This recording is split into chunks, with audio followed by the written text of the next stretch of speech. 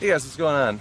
It's good to be back in Michigan. I was in Florida Keys for a little while. Posted some videos up of some of the good times we had and stuff, and that was pretty good. But one night I found myself, just by whole experiences, kind of sitting on top of a building of our hotel and just looking up into the dark blue sky, and something occurred to me. Now this is kind of a weird question, but why do people like alcohol so much? People use it to relax and stuff like that, but really when you break it down, what is alcohol really doing? Realistically, all it's doing is inhibiting your inhibitions by cutting off the frontal lobe area. So the part for your decision making for the future and your rationality for what you're about to do and the consequences that may occur from it are just inhibited.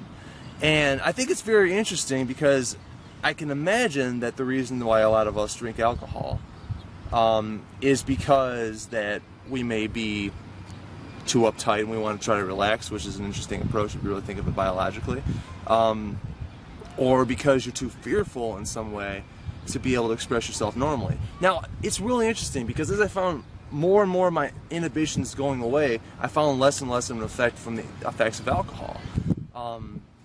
I could drink every here and there, but even when I do, I'm literally just examining the world around me. I'm examining myself. I'm examining how other people are acting around it. And it's really interesting, too, because we live in such an interesting society, don't we? Let me put it to you this way. So, and by all means, if you disagree, you can put this in the comments, but I'm pretty sure that the only good thing out of alcohol is that it would relax you if you're a little bit uptight, and it may give you, in some sense, an alternate look at the world around you because you're thinking from a different perspective. But realistically speaking, if you had no inhibitions, if you had nothing stopping you in the first place, then you wouldn't need to, manhandle your frontal cortex, and you really wouldn't have to indulge in alcohol at all, whatsoever. And I mean, people may say they have different reasons for it, and I completely respect that. But even under the influence of drugs, and this is super interesting because everyone in this day and age has had pot. I've even tried shrooms a couple times in my life. It's all right. But one thing I noticed about pot specifically, people have this very interesting approach about it. Whenever people are describing to me the way they feel after doing it, it's always like such a superficial, earthy. I don't mean earthy. That doesn't make sense. It's like a superficial level of description. They say I'm hungry or I'm happy or I'm whatever, and I'm thinking, oh my God, my experience when I am under the influence of pot is that your mind is in perpetual motion, your body does not speed up to the same rate at which you're moving around. At some points, the inside of my head almost feels as if it's being collapsed in on itself because there's a force of gravity, almost like a black hole, which is making the outside world go inwards. Now that sounds crazy, that's crazy talk. And that's just under the influence of that particularly, and I've noticed it's the same way, but the point I'm getting at is it seems like more reality changing than it is superficial, I feel happy, sad kind of stuff like that. But anyways, so when I was in Key West in one of the bars, I just kind of looked around. We were having a casual conversation, we were sitting down, and I had a nice good fish dinner.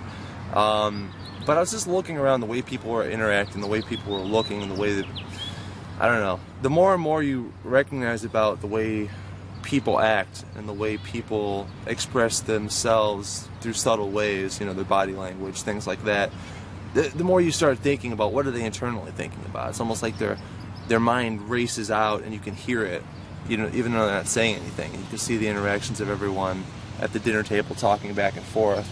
And I'm thinking, this is really interesting. You know how casual it is that we have alcohol so accessible to us, that we have it in such common ground?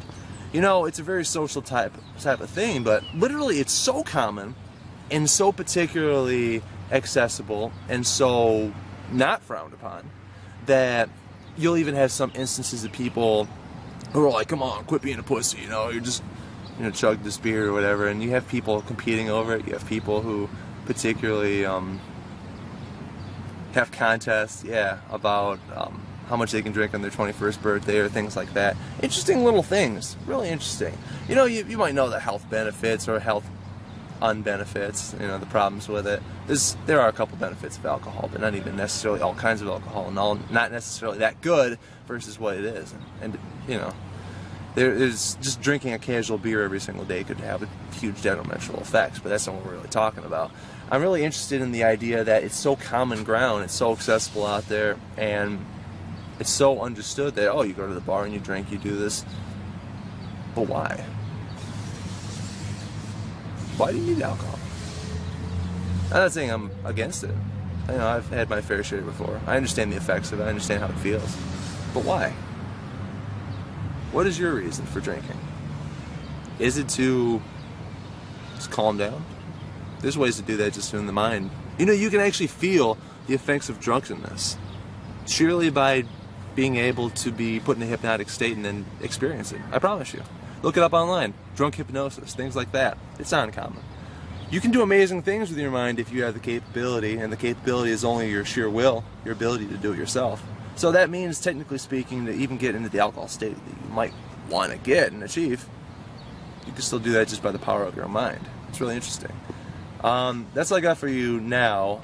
I want to talk to you a little bit later, not exactly about this, but something very interesting to it. So, see you guys later.